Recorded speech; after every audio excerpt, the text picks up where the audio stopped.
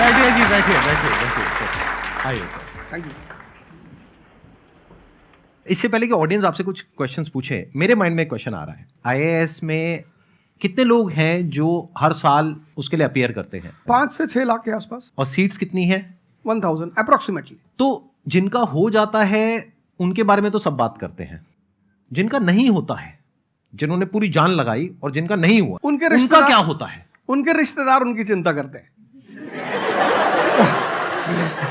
वो फिर उनकी चिंता करते हैं। नहीं, मैं आ रहा हूं, मैं आपके क्वेश्चन पे आ रहा हूं। ये पॉइंट इंटरेस्टिंग है, मैं समझना चाहूंगा कैसे। मैं बताऊं। हाँ। मैं दोनों मुद्दों पे बता। हम सब हारने से डरते हैं, और मजेदार बात है कि वो डर हमारी हार की वजह बनता है। 98% केसेस में हारने से क्यों डरते हैं? क्योंकि हम जानते हैं अगर हम हारेंगे तो वो जो पीछे 3 लोग बैठे हैं ना, रिश्तेदार, रिलेटिव्स और फ्रेंड, वो जीने नहीं देंगे। आप जब भी आईएएस की तैयारी करें, पहला अटेम्प्ट आपका सीरियस अटेम्प्ट होना चाहिए। आपने तैयारी किया, बेसिक्स तैयार किए, आपने एडवांस कोर्स तैयार किया, आपने कम से कम मेंस के 1000 आंसर्स लिखे हैं और मिनिमम 10,000 प्रीलिम्स के क्वेश्चंस आप सॉल्व कर चुके हैं, तब आप एग्जाम देने जाइए। सिर्फ एक अटेम्प्ट दीजिए। जिसने भी पहला अटेम्प्ट सीरियस दिया उसको दोबारा तैयारी नहीं करनी पड़ती, रिवीजन करना पड़ता है। भाई आप देखो ना, जितने सारे सेलेक्ट लड़के होते हैं उसमें बहुत सारे नौकरी कर रहे होते हैं, जॉब कर रहे होते हैं। कुछ लोग मुझसे पूछते हैं सर जॉब करते वक्त तैयारी हो सकती है? नहीं, जॉब करते वक्त तैयारी तो नहीं हो सकती, जॉब करते वक्त रिवीजन हो सकता है। 3 hours per day, 4 hours per day. तो मेरी एडवाइस ये है, क्योंकि ये एक बहुत रिस्की खेल है ये। मैं खुद ही बाहर हुआ और फिर मैं कितने लोगों को देखता हूं जो 5-5, 6-6 अटेम्प्ट के बाद बाहर होते हैं। तो जिनको भी इस गेम में शामिल होना है, एक अटेम्प्ट सीरियसली आपका होता है, बहुत अच्छा है। आपको मैक्सिमम रिस्क लेना है तो आप 2 ले लो, उसके बाद आप अपना काम शुरू करो जो आपका सेकंड लाइन थॉट था। कोई लॉयर बनना चाहता है, कोई मेडिकल लाइन में जाना चाहता है, कोई मतलब जो भी आप एंटरप्रेन्योर बनना चाहते हैं आप करो, लेकिन अपने वो रिवीजन वाले 4 आवर बचा के रखो। आपने कितने अटेम्प्ट्स दिए थे सर? 4 अटेम्प्ट्स आपने दिए थे। और आपने कहीं से कोचिंग ली थी, यानी लाखों रुपए दिए थे कोचिंग में? नहीं, तब लाखों नहीं थे, तब हजारों थे। अच्छा, हजारों रुपए आपने खर्च करे थे और आप एक मिडिल क्लास बैकग्राउंड से थे। तो टोटल 4 साल में आपका कितना पैसा लग गया होगा? रहना, खाना, पीना, और आपने तो पूरी तैयारी करी होगी, साथ में कुछ और नहीं किया होगा? I think so. कुछ नहीं किया, बिल्कुल। तो कितना आपका 4 साल में अच्छा खासा पैसा? 5-6 लाख रुपए लगे। 5-6 लाख रुपए उस समय लगे। आज के समय पे अगर किसी को कोचिंग लेनी है तो आई थिंक इससे 3-4 गुना, 5 गुना आराम से लगेगा। आराम से लगेगा। तो 15-20 लाख रुपए उस इंसान का लग गया, और वो है एक मिडिल क्लास बैकग्राउंड से। अब वो कहीं ऐसा तो नहीं कि वो ना यहाँ करा ना वहां करा 4-5 साल बाद? हाँ, वही मैंने कहा कि अब आप, जब हमारे समय तो ठीक था, अब आप रिस्क पूरा नहीं ले सकते। You have to be cautious. अब इनको कॉशियस होना पड़ेगा कि ठीक है, जैसे बड़े सारे लड़के क्या करते हैं, वो 1-2 अटेम्प्ट ऐसे ही देते हैं। अब तो इनके पास 6 अटेम्प्ट है, ओबीसी हैं तो और ज़्यादा है, SC ST हैं तो और ज़्यादा है। और मैं कहूँगा आप किसी भी कैटेगरी से आते हैं, आप 2 अटेम्प्ट से ज़्यादा कभी मत मानिए।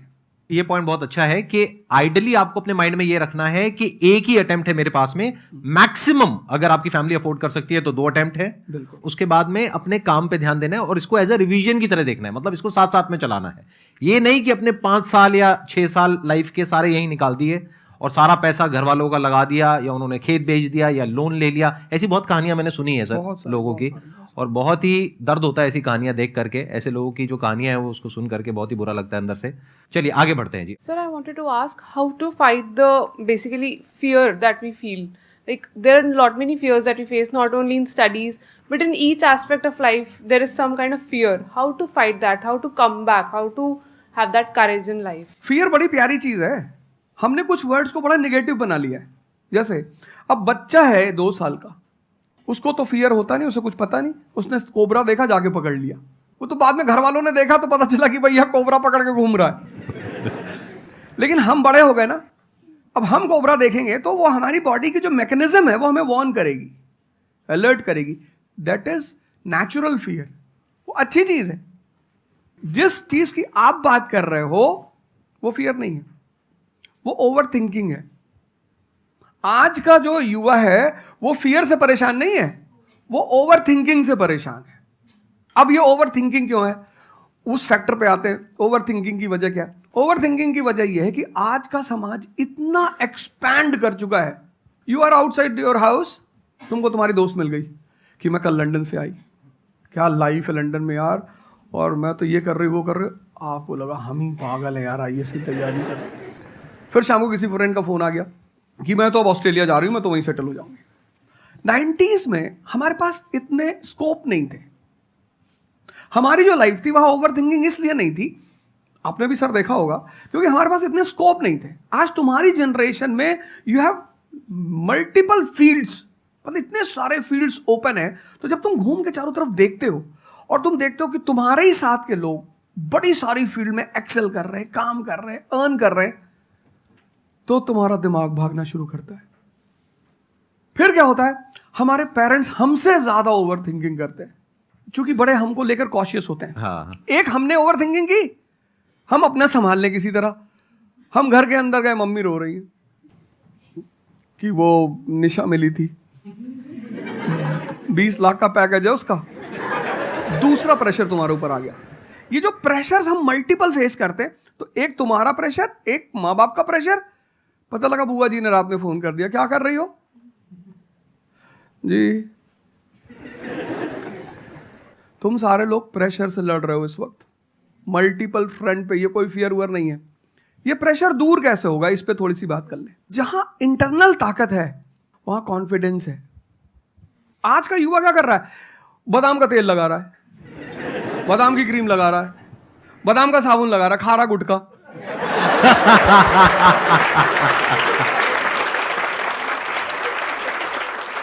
आप लोगों को चूंकि हर तरफ प्रेशर झेलना है, तो प्रेशर झेलने का सबसे अच्छा तरीका होता है इंटरनल पावर। तभी तो मैं जहां भी जाता हूं एक चीज रिपीट करता हूं, योगा करो, ध्यान करो। ध्यान करोगे मन ताकतवर हो जाएगा। सर, आपने जैसे कि अभी बोला कि मेंटल स्टेट के लिए एक्सरसाइज करो, योगा करो, तो पहले तो मैं फिजियोथेरेपिस्ट हूँ, ठीक है। मैं सुबह से मतलब योगा एक्सरसाइज है मेरा डेली रूटीन है, करना भी और कराना भी। उसके बाद भी at the end of the day मैं डिप्रेस हो जाती हूँ। ये नहीं कि मन नहीं लगता, इस चीज़ में ही मन लगता है, फैमिली से भी पूरा मन लगता है, ठीक है। उसके बाद भी end of the day depress हो जाती हूँ।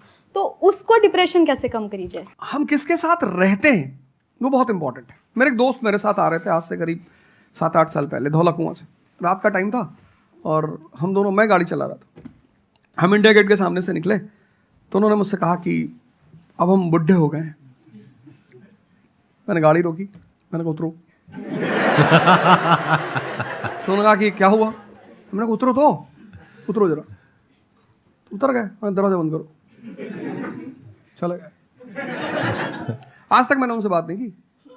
वो उनसे पूछते हैं आज, अब तो खैर बात ही नहीं होती, पर वो बहुत उन्होंने कोशिश की कि अवध क्या हुआ, तुम दिन भर अपने आप को मोटिवेट करती हो, काम करती हो, जब तुम वापस घर में आती हो, अपने समाज में जाती हो, तो सब तुम्हारे मेंटल स्टेटस का थोड़ी है, वो तुम्हारी सारी ऊर्जा को खींच लेते हैं। इसीलिए तो माँ बाप हमारी संगत पे बड़ा ध्यान देते हैं। तुम्हें लगता होगा कि माँ बाप कितने बदमाश हैं, माँ बाप भगवान हैं। उनका एक्सपीरियंस तुम अपने दोस्तों को लेके जाया करो उनके सामने। कोई अल्ट्रासाउंड क्या करेगा जितना माँ बाप करते हैं, कोई स्कैनर क्या करेगा, सही बात है, देख के कोई 2 मिनट फोटो में कैमरा पता क्या चलेगा। फोटो खींचेगी, देख के बता देते हैं। बहुत बहुत दुष्ट है ये, इसकी आंख के नीचे देखो यहाँ निशान है, बहुत दुष्ट है ये। और वो लॉजिक भी बड़ी अच्छी सी देते हैं, कोई कुछ भी देते हैं लेकिन बड़ा अच्छा सा लॉजिक देते हैं। तो ये हमारे साथ होता है। इसलिए हमें पहले गुरुकुल भेजा जाता था, और आज की हमारी सोसाइटी इसको सिर्फ नेगेटिव दिखाई पड़ रहा है। मैं अभी अब घर गया था, हमसे लोग कह रहे भैया 24 का चुनाव लड़ोगे? मैंने कहा यार पॉलिटिकल पार्टियां कह रही कि तुम सीधे प्रधानमंत्री बन जाओ। अननेसेसरी परेशान किए हुए, अननेसेसरी दूसरों से मत। और ये एक जगह का नहीं है, ये यूनिवर्सल हो चुका है। तुमने कह दिया कि मैं आईएएस की तैयारी कर रही हूँ, अरे नहीं होता किसी का। तिवारी जी की लड़की दी थी, 2 साल बाद पागल हुई। तुम इतने डिप्रेस समाज में रह रहे हो। वो तो महेश्वरी जी जैसे लोग हैं जिन्होंने बहुत लोगों को जिंदा कर रखा है। Thank you sir. जब आपको कोई सहारा नहीं होता, आपने टाइप किया संदीप महेश्वरी, एक वीडियो आ गया, आप रिलैक्स हो गए। जब आप इन्हें सुनते हो तो आपका टेम्परेचर हाई होता है। तो एक ही आदमी को आप सुनते हो ना जिससे टेम्परेचर हाई हुआ, हमको सुन लिया कुछ ज्यादा ही हाई हो गया। लेकिन 2 लोगों को छोड़ दो, 3 लोगों को छोड़ दो, 4 लोगों को, ऐसे 10-12 लोग हिंदुस्तान में है, पॉपुलेशन 1 बिलियन 50 करोड़। तो तुम 10 लोगों को सुनो और बाकी जो तुम्हारे साथ 500 जुड़े हैं वो तुम्हें तो नीचे ही ले जा रहे हैं। इससे बचो, अपनी सर्कल को थोड़ा सा रिजर्व करो। तुम किससे बात करते हो, कौन सा लिटरेचर पढ़ते हो, लिटरेचर पर ध्यान दो। जैसे मैं रश्मिरथ पढ़ता रहता हूँ, खाली हुआ प्रसादों के कनकाब शिखर होते कबूतरों के ही घर। ये जो बड़े बड़े मकान हैं, कभी किसी बाज को यहां रहते हुए देखा? कबूतर रहते हैं। क्या लाइन है, प्रसादों के कनकाब शिखर, कितने मतलब महलों के जो बड़े बड़े शिखर, उसमें सिर्फ कबूतर रहते हैं। प्रसादों के कनकाब शिखर होते कबूतरों के ही घर, महलों में गरुड़ न रहता है, कंचन पर कभी न सोता। कंचन मतलब सोना। लग्जरी नहीं चाहिए। तुम लोग इतनी लग्जरी चाहते हो, लग्जरी आदमी को मेंटली कमजोर बनाती है। मैं आश्रम में था, मैंने ज्यादा खाना खा लिया। मेरा एक नियम है, नो एक्सरसाइज नो फूड। मतलब अगर मैं एक्सरसाइज नहीं करूंगा तो मैं खाना नहीं खाऊंगा। वहां एक बाबा जी, वो प्रेम में उन्होंने घी पे घी डालते चले, मैंने कहा खा लो। फिर वो हुआ कि भाई यहाँ घूमेंगे, चारों तरफ जंगल है, डरा दिया इन लोगों ने। एक बार एक भालू एक आदमी की टांग काट के ले गया। अरे मैंने कहा आज कोई भालू वालू नहीं आएगा, मैं जाऊंगा। फिर मैंने 4-5 लोगों को तैयार किया अपने साथ, उनको थोड़ा मोटिवेट किया कि जंगल में घूमने से ऑक्सीजन लेवल बढ़ता है। वो लोग भी तैयार हो गए कि चलो। तो हमारे साथ एक साहब अमेरिका से आए हुए थे, वो भी वॉक करने निकले, बोले हम भी चलेंगे। मैंने कहा भाई साहब क्यों जा रहे हो? कहते हम भी चलेंगे। मैं उनका नाम नहीं लूंगा। 1 किलोमीटर के बाद उन्होंने मुझसे कहा मेरे बैग में यहाँ बहुत पेन हो रहा है। 1 किलोमीटर। तुम लोगों ने पता है अपने आप को कष्ट देना छोड़ दिया है। You are dying for luxury, you have become weak physically and mentally. थोड़ा थोड़ा सा कष्ट दो अपने आप को, थोड़ा टेम्परेचर हाई रखो, थोड़ा बड़े टेम्परेचर वालों के साथ रहो। हमने अपने आप को कष्ट, हम कौन सी नॉवेल पढ़ रहे हैं? Half girlfriend. अच्छी है, अच्छी है, अच्छी, मैं ये नहीं कह रहा हूं, मैं कुछ बोल देता हूं। अच्छी है मतलब आपने पढ़ी है।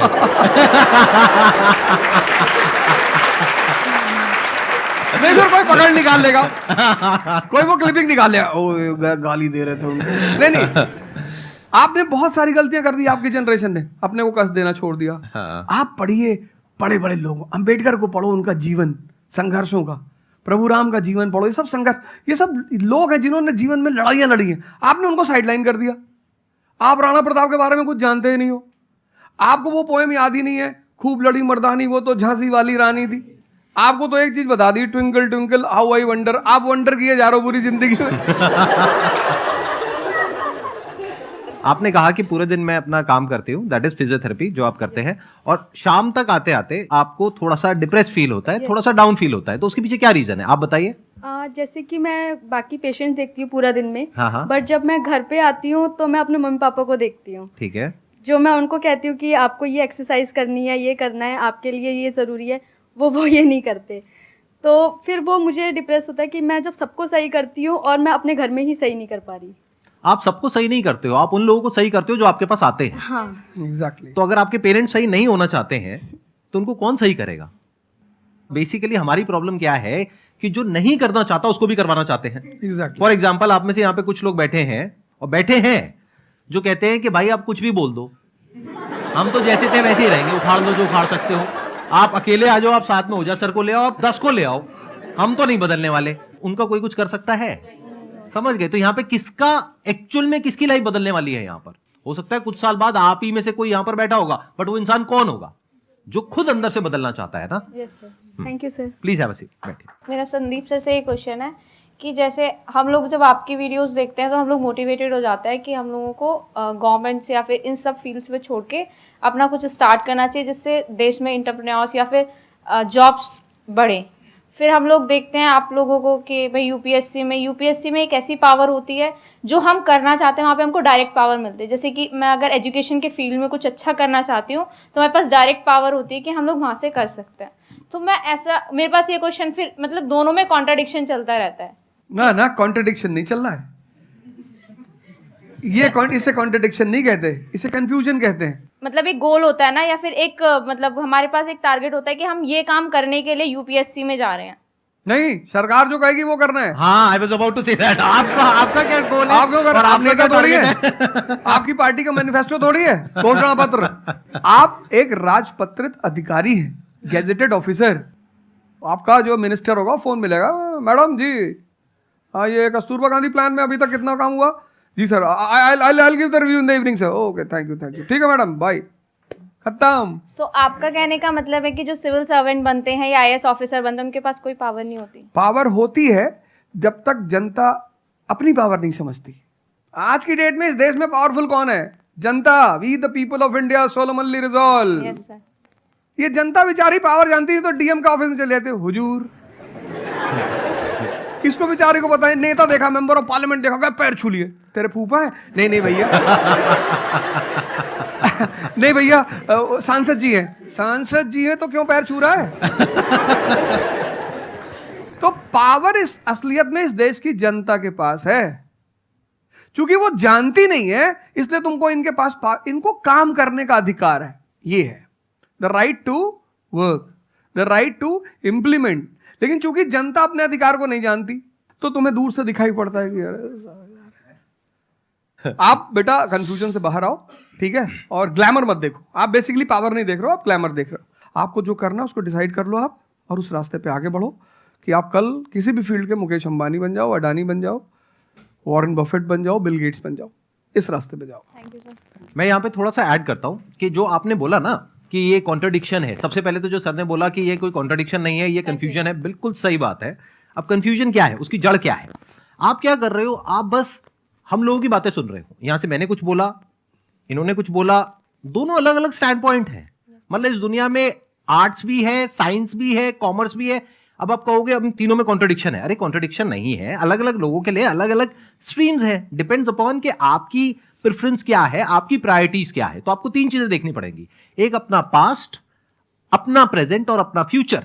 कि पास्ट में आपने कैसा परफॉर्म किया है। अगर आप पढ़ाई में बहुत अच्छे रहे हो तो आपको क्लियर नजर आएगा कि अच्छा मुझे पढ़ाई से रिलेटेड कुछ करना है, तो वहां से रास्ता क्लियर हो जाता है। बट अगर आपके दिमाग में 24 घंटे बिजनेस आइडियाज घूमते रहते हैं, जहां भी जाते हो वहां पे गोलगप्पे खा रहे होते हो, आपके दिमाग में चल रहा होता है अबे इतने पैसे ले लिए, उसमें से इतने का गोलगप्पा, इतने का पानी है, पानी तो इतना फ्री होता है, मेरे से लिया 20 रुपए, ये तो 5 रुपए का काम है, तो 15 रुपए इसके पास में गए, कितने लोगों ने एक दिन में खा लिए, इतने पैसे कमा लिए, व्हाटएवर। अगर इस तरह का आपका माइंडसेट है तो वहां पे एंटरप्रेन्योरशिप, स्टार्टअप, इन सब चीजों का बेनिफिट है। तो हर रास्ता हर एक के लिए नहीं होता है। तो ये आपको कैसे समझ आएगा? अपने पास्ट को देख करके। दूसरा, अपने प्रेजेंट को देखो कि आपके पास में क्या रिसोर्सेज हैं। सोचने से क्या होता है, आपको ये भी तो देखना पड़ेगा आपके पास में क्या रिसोर्सेज हैं। उसके बेस पर आप सोच सकते हो ना। कल को आप कहो कि मैं एक टेलीकॉम कंपनी लॉन्च करूंगी जो कि जियो को कंपटीशन देगी, ठीक है, सोच लो। कुछ नहीं होगा। क्या है पीछे, बैकग्राउंड क्या है, आपके पास में क्या रिसोर्सेज हैं, how are you going to compete. तो आप फालतू में कुछ भी सोच रहे हो ना। तो यहां पे कॉन्ट्रडिक्शन क्या है, कंफ्यूजन क्या है? कुछ भी नहीं। तो जब आपके रिसोर्सेज ही आपको अलाउ नहीं कर रहे वो करने के लिए, तो सोच क्यों रहे हो? तीसरा, फ्यूचर में आप अपने लिए कैसी लाइफ चाहते हो? जैसे सर ने कहा कि पावर नहीं मिलती है वहां पे सर्व करना होता है। इस गलतफहमी से बाहर आ जाओ कि वहां पे पावर मिल जाएगी। पावर तो पूरी की पूरी एक हिरार्की है, जिस हिरार्की में टॉप पर पब्लिक बैठी है एक्चुअल में, वो हमें पता ही नहीं है। हमारे हाथ में पावर है, किसको वोट करना है, किसको पावर में लेकर के आना है। फिर उनकी पावर के अकॉर्डिंग आगे पावर का डिस्ट्रीब्यूशन होता है, पॉलिसीज का डिस्ट्रीब्यूशन होता है, फिर उसको इंप्लीमेंट करना होता है। तो आपको देखना है कि आपको एग्जैक्टली लाइफ में चाहिए क्या है। कि अगर आपका माइंड है बहुत ज्यादा क्रिएटिव, कि आपको हमेशा दिमाग में आइडियाज घूमते रहते हैं कि कुछ अजीब करना है, कुछ अलग करना है, ये करना है, वो करना है, तो फिर वो रास्ता आपके लिए नहीं है। क्योंकि वहां पे आपके पास में पावर नहीं है, रिस्पॉन्सिबिलिटी है। But once you go in the entrepreneurship space, वहां पे रिस्पॉन्सिबिलिटी नहीं है, वहां पे पावर है, पावर टू क्रिएट। अब आपको देखना है कि एट द एज ऑफ 42, 48 आप किसके जैसा बनना चाहते हो। अगर एक टीचर बनना चाहते हो तो ये रास्ता है। उसके अलावा जिन्होंने यूपीएससी को क्रैक किया है उन लोगों का आप लाइफस्टाइल देख सकते हो। वैसे बनना चाहते हो, बहुत बढ़िया। मेरे जैसा बनना चाहते हो, बहुत बढ़िया। किसी और के जैसा बनना चाहते हो, बहुत बढ़िया। बट किस बेस पर? अपनी पर्सनालिटी को देखो ना, क्या लाइन हो रहा है। सर एक्चुअली आपका सेशन देख के मैं पब्लिक स्पीकिंग सीख रहा हूँ। तो कॉन्फिडेंस बढ़ाने के लिए जो आसपास के स्कूल है ना, स्कूल क्लासेस जो है उनके पास मैं जाता हूँ बच्चों को थोड़ा सा ये करने के लिए। तो मैं जाके वहाँ पे रश्मि रथी सुनाता हूँ, मेरे को आती है थोड़ी थोड़ी, तो मैं वो सुनाता हूँ। छत्रपति शिवाजी महाराज के बारे में सुनाता हूँ।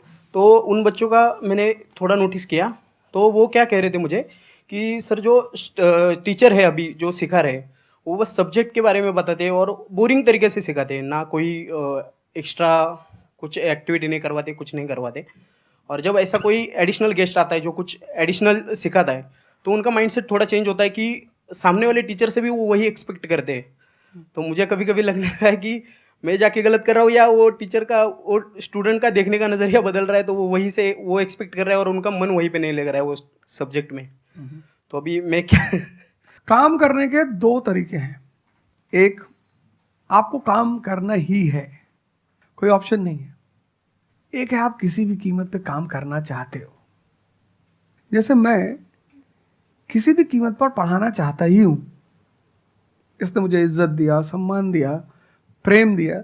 मैं एक शादी में गया था 2 दिन पहले, लोग दूल्हे उल्हे को छोड़ के मेरे पास आ गए। दूसरा बेचारा फ्रस्ट्रेशन में आ गया कि यार हमसे मैसेज किया हुआ तुम यहाँ से चले जाओ।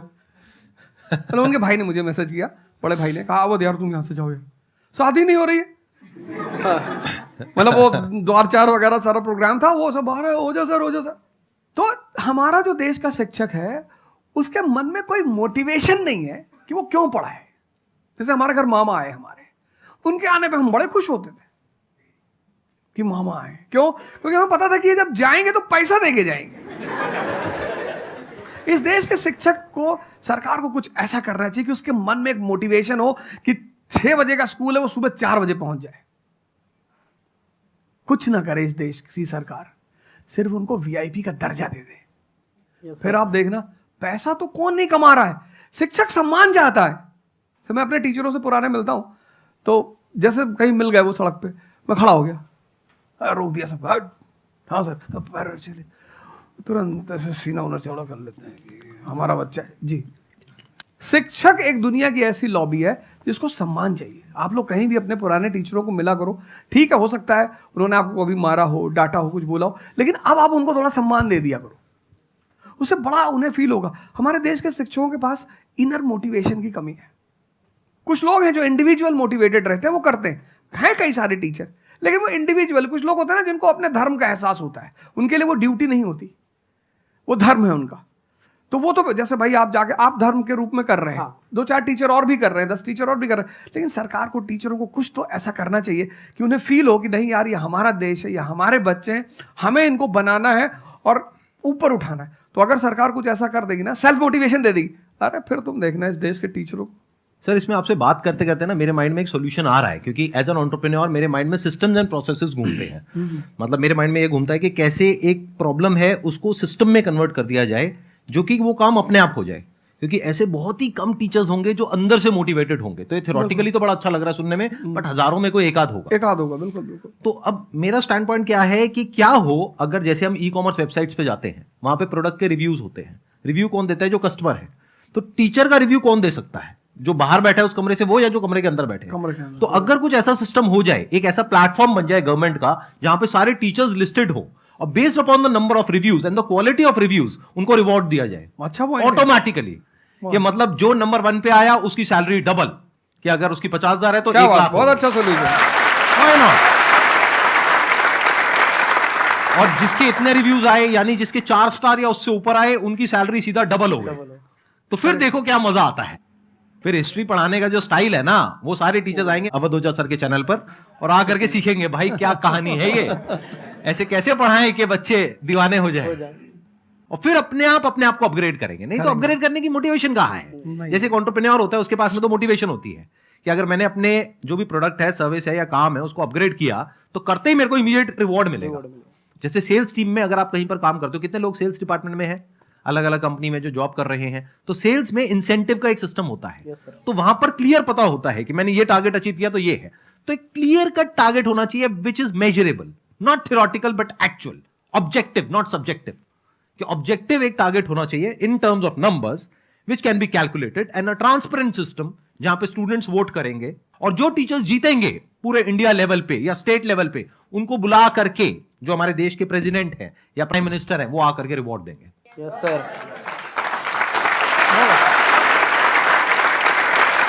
Thank you so much sir आने के लिए यहाँ पर, दिल से धन्यवाद। मुझे बड़ा अच्छा लगा आपसे बात मुझे करके। बहुत अच्छा लगा यहाँ आके।